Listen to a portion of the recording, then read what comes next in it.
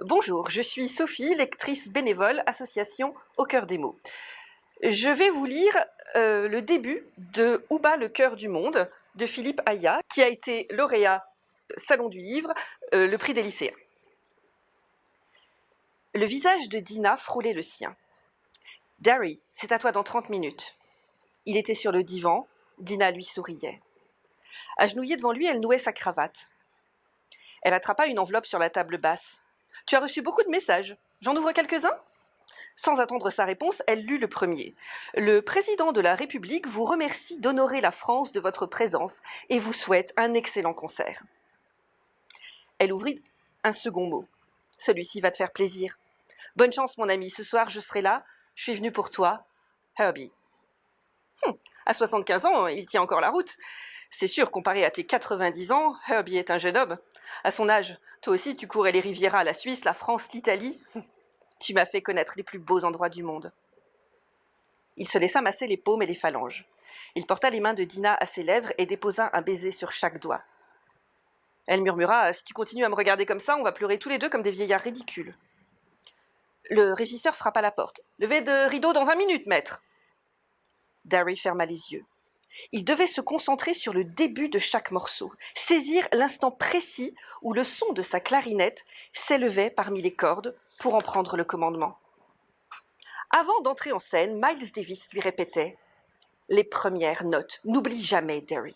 À la façon dont tu les lances, tu sauras.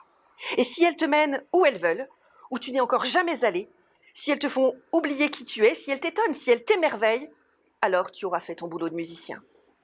Même toi, le blanc, le muet, tu joueras comme nous autres, noirs. C'est cette sincérité que le public vient chercher. C'est pour ça qu'il paie un foutu prix. » Il fixait Dina. En langage des signes, il lui dit « C'est la dernière fois. Et après, plus de public, plus de musiciens, plus de trac, plus rien. Seulement la nuit qui vient. » Bon, maintenant, il faut qu'on relise le programme ensemble. Darry prit la feuille que Dina lui tendait avec ses lunettes. Rhapsody in Blue. Ses adieux débuteraient dans la flamboyance de l'été. Il finirait avec le concerto d'Aranjuez dans les couleurs de l'automne. Darry secoua la tête et leva les yeux vers Dina. Notre vie sans musique, à quoi elle ressemblera? Donne-moi seulement le 10e de ce que tu as donné à ta musique, et cette vie, nous la finirons, tant bien que mal. Personne ne croyait en notre histoire. Toi, la noire, moi, le blanc.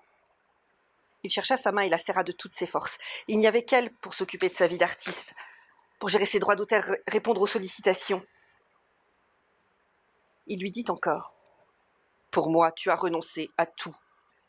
Je ne t'ai pas aimé comme tu le méritais. » Elle posa son front contre le sien. Nos soirs, ensemble, entre les concerts, je les ai comptés.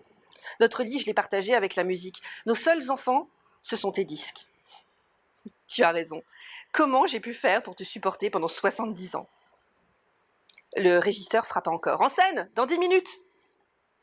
Ils firent plusieurs fois le tour de la loge. Elle maugréait. « Mais cette répétition, fallait-il qu'elle dure si longtemps? Pourquoi tu es restée debout si longtemps? À cause de ces filles ?»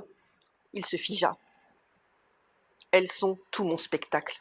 Grâce à elles, mes adieux seront pleins d'avenir. » Autour de lui, il avait voulu des étudiantes, sélectionnées dans les écoles de musique des banlieues pauvres. Leurs chansons fleuriraient le spectacle. Devant elles, l'orchestre se tairait. Lui seul les porterait sur le mi bémol de sa clarinette. Lors des répétitions, Darry les avait interrompus sans cesse.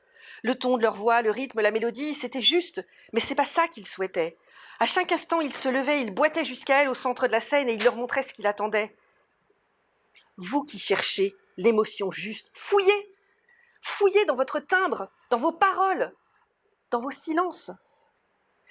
Il avait été si heureux du résultat que les répétitions s'étaient éternisées. Sa clarinette avait tourbillonné autour des mélodies, dérivant sur des versions manouches, et la guitare s'était rallumée, suivie du piano et de la batterie.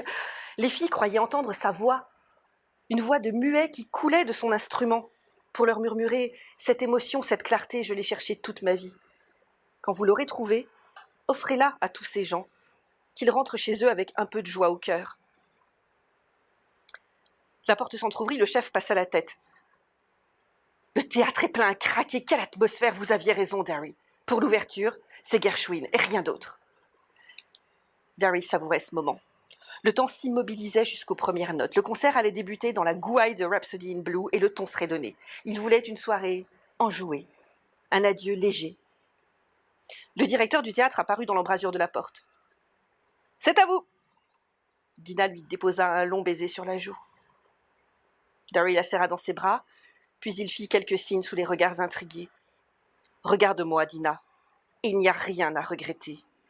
J'ai eu beaucoup de chance. » Billie Holiday, Lester Young, Charlie Parker. Combien ont fini trop tôt, sans exprimer toute leur musique. Moi, je m'en vais le jour que j'ai choisi. Darry avançait à petits pas. Quelques mètres encore et déjà il quittait ce monde. Déjà lui venaient les premiers éclats des violons, les clapotis du piano, le pas lent et souple des cuivres. Il plongeait dans le printemps de sa rhapsodie et rien d'autre ne comptait. Il saisit la clarinette en si bémol et humecta ses lèvres. Le chef guettait son signal. Dans la salle, on murmurait. Aussitôt la lumière éteinte, le public retint son souffle. Penché sur son instrument, Darry attaqua son fameux glissando et le rideau s'ouvrit.